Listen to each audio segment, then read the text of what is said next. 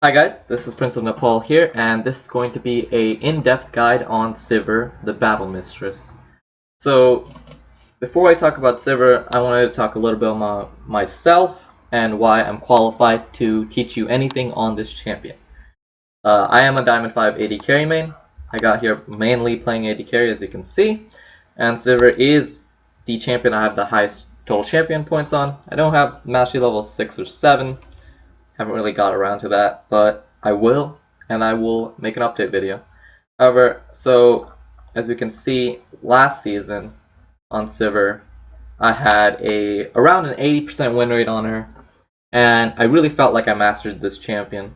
I played a ton of games normal on her, but and ranked, she was probably my best performing champion. And even this season, she has around a 60% win rate, which is pretty decent. So let's now get into Sivir. Sivir, the Battle Mistress. So when should you pick Sivir? You pick Sivir when you require wave clear. In team comps where there is a high damage top laner, let's say like a Fiora or a Riven, and those champions are coming back into the meta, so Sivir might be something you want to pick up. And you have a mid laner that doesn't have a lot of wave clear either, something like a Katarina, some sort of assassin, maybe like a Zed, something where it's not safe for you to wave clear. Sivir is a great option to pick. When your teammates require high damage late game AD carry. Sivir, because of Ricochet, which is an ability we will cover later, is a great late game high damage AD carry, and it's pretty safe as it is. You should also pick Sivir when on your team comp you have champions such as Hecarim, Olaf, or Vlad. These champions who need speed or some sort of summoner spell such as Ghost to really get into the team fights, these champions love Sivir because Sivir's ultimate gives a 60% movement speed steroid at level 16, and it's a huge buff to these champions and really allows them to get into team fights. And the last reason you should pick Sivir, honestly, if you're just not comfortable in the 2v2 matchup or you're not a comfortable AD carry, Sivir might be a good pickup. She's really low econ. She can farm very well. She doesn't have a lot of in-depth mechanics, and she's pretty easy to pick up. So now let's talk about Sivir's abilities. Sivir's passive is Fleet of Foot. Anytime Sivir damages an enemy champion with an ability or a basic attack, the ability right there you saw is Q, she will gain a 30, 35, 40, 45, and 50% bonus movement speed buff for 2 seconds. This is huge for a champion like Sivir because Sivir does have 550 range, which is around the lowest for any AD carries, so she really has to get that movement speed buff to get into team fights. This also allows Sivir to escape. If an enemy champion is ever chasing her, she can throw the Q behind her, get the movement speed buff, and run away. It's a huge buff to Sivir when they change this passive around, and it is a really big part of a kit which I feel like a lot of newer players don't utilize. Next ability, Boomerang Blade, is her Q. You can see Sivir hurls a boomerang in a line right there, and enemies in that direction take damage on the way out and on the way in, but they don't take damage twice on either path. It has a good AD scaling with 110% on each hit, so that's obviously math, maximum damage around 220% AD scaling, which is really good for an AD carry. The range is pretty long as well, 1250, so it will outrange any of the AD carries, even Tristana late game with around 775, I'm pretty sure. So this is pretty good for Sivir. This is her bread and butter ability, allows her to wave clear, allows her to poke, harass, get in damage when she's not able to.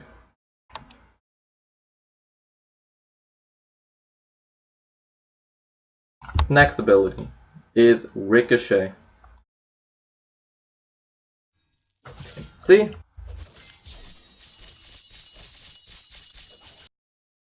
For the next 4 seconds, Sivir's next basic attacks bounce to nearby unaffected units, dealing physical damage to them until none remain in range. The important part about this is that these ricochets after the first auto can critically strike, which allows Sivir, who is a low range AD carry, to hit backline really easily. Let's say late game team fight, she's going against a Malphite, full tank Zac, something like that. If she autos them with ricochet on, those bounces can hit the enemy backline like a Caitlyn, Annie, something like that, do a ton of damage to them. Another important part about ricochet is that it resets Sivir's auto attack timer, so Sivir can auto, pop ricochet, and auto again for a good chunk of damage.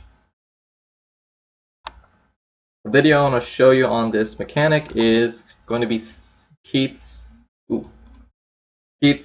great play on Sivir here. We'll reload this.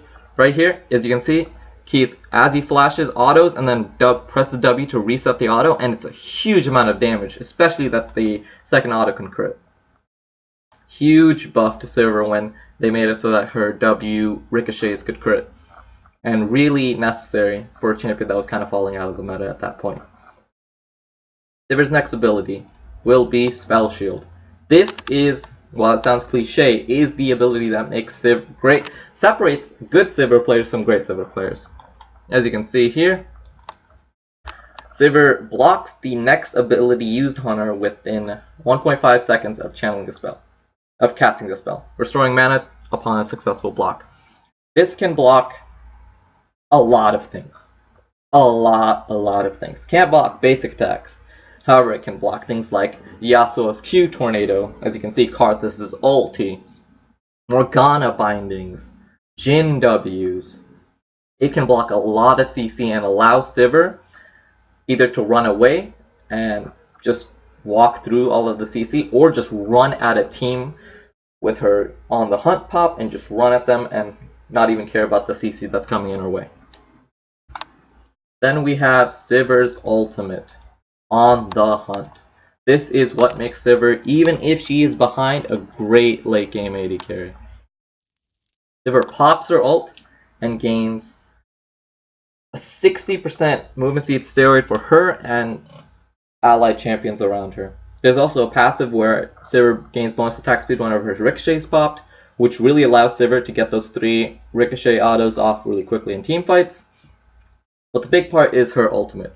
This allows so many tanks, so many mid lane champions that have a lot of AoE to get into team fights. This allows Sivir's team to engage, disengage, and is a jack of all trades for ultimates. It's really good for Sivir. It really allows her, even if she has 500 or 550 range, to get into the fight and deal a ton of damage. Now let's talk about runes and masteries on Sivir.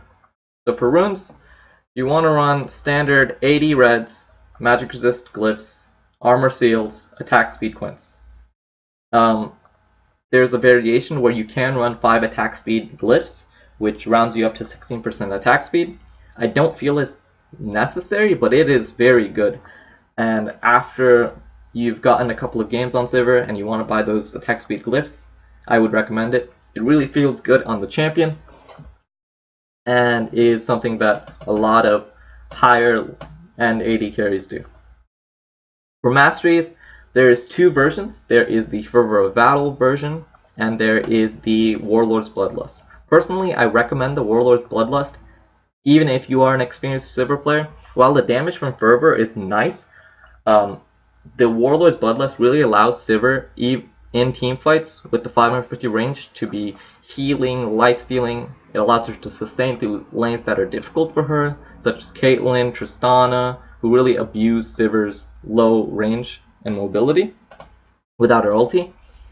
And I feel like it's very good for Sivir in general. Now let's talk about what to max. On Sivir, maxing Q into W into E, pretty obvious. However, in levels 1 through 4 is when there's a bit of switch up. If you want to put a point into W level 1, it's fine to do it, and it's honestly recommended if you're ever trying to push lane early. So when would you try to do that?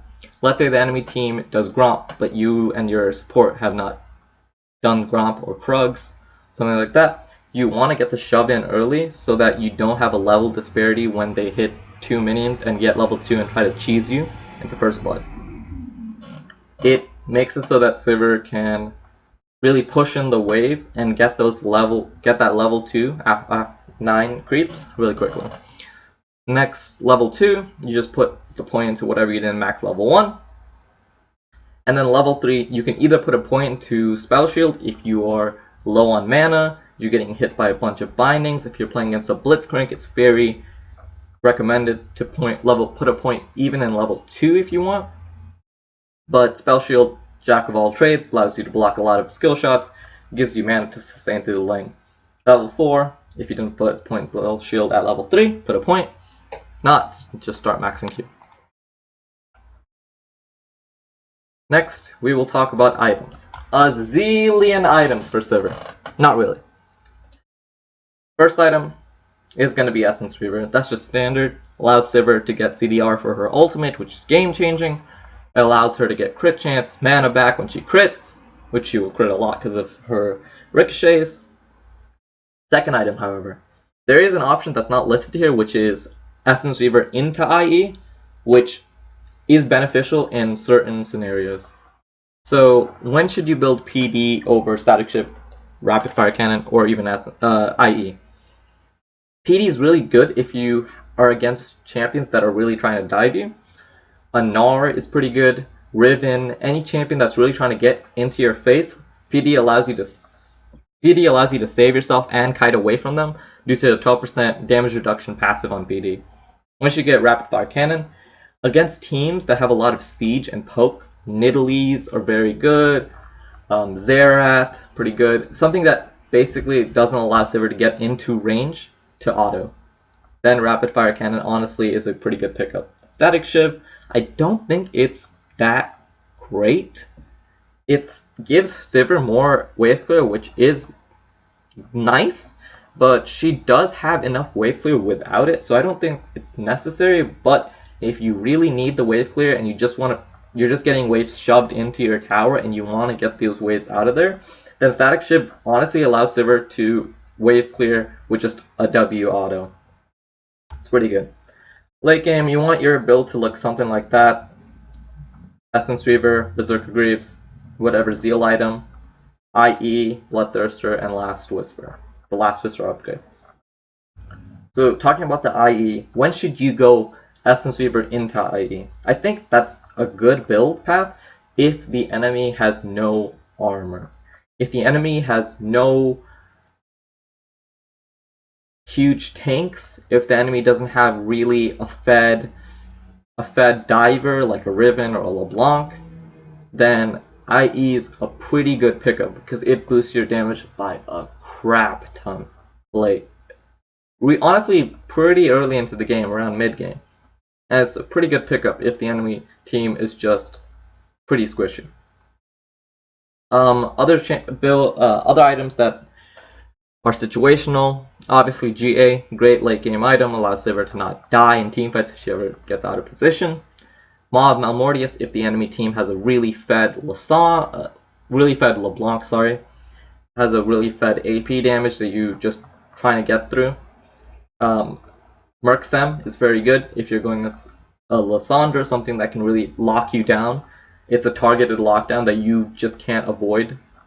Even with Spell Shield, let's say like an Annie Tibbers. I'm sorry, even the greatest of Sivers are not going to be able to Spell Shield the insta-cast Tibbers onto your face insta-kill. So Merksem probably is pretty good in those situations. Now let's talk about Sivir's late game fantasy. Sivir, as I mentioned before, and as you saw in the Keith the GIF, great late game AD carry. Those ricochet bounces that can crit allows her to hit backline really easily, even when she's autoing frontline. And as you can see, she has the 4th highest win rate off of any champion. Off of any champion in the late game. She's 4th, ranked 4th, while average AD carry is around 51%, which is stagnant. The later the game goes, the more powered up Sivir gets. around 3 items, 4 items, Sivir can just demolish teams. Those ricochet bounces will destroy a team. And it really allows Sivir, even if you're not the greatest AD carry player, or not even the greatest Sivir player, just wait till late game, try to hold, try to wave clear, and you will be in a great spot to carry your team from a loss. Thank you for watching this video.